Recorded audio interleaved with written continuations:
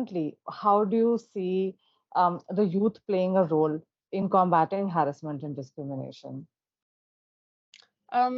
So tangibly, I'd say young people are educating themselves. We're thinking for ourselves. We're scrutinising contemporary iterations of historic patterns of discrimination that we've seen. And we're saying no. So that can be through unionising, protesting, and using the tools that we've grown up with, social media, to kind of organise and educate. And I think specifically looking at gender, there's one thing to challenge tangible discrimination, but I think young people are really questioning the foundations of gender that we have been told. So we're rejecting heteropatriarchal binaries, and we're kind of questioning the assumptions that structure the very discourse of gender.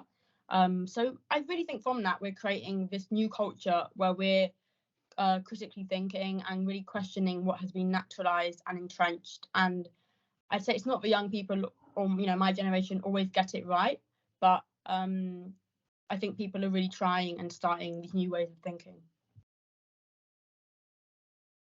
So, if you had to look at today's time, do you feel that, as far as gender identities are concerned, you talked about binary, as well.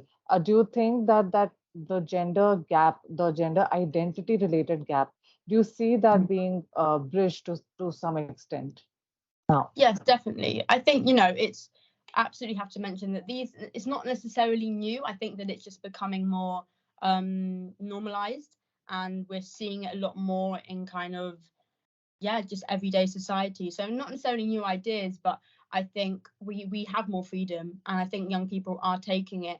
And definitely even the language you use, I think universities are having to be more inclusive, and that's because students are challenging them. If university invites speakers and students say, actually no, we think these views are outdated, we don't want them here, and then we protest. So I think there's a new level of accountability to kind of old ideas, and we're building on them as well.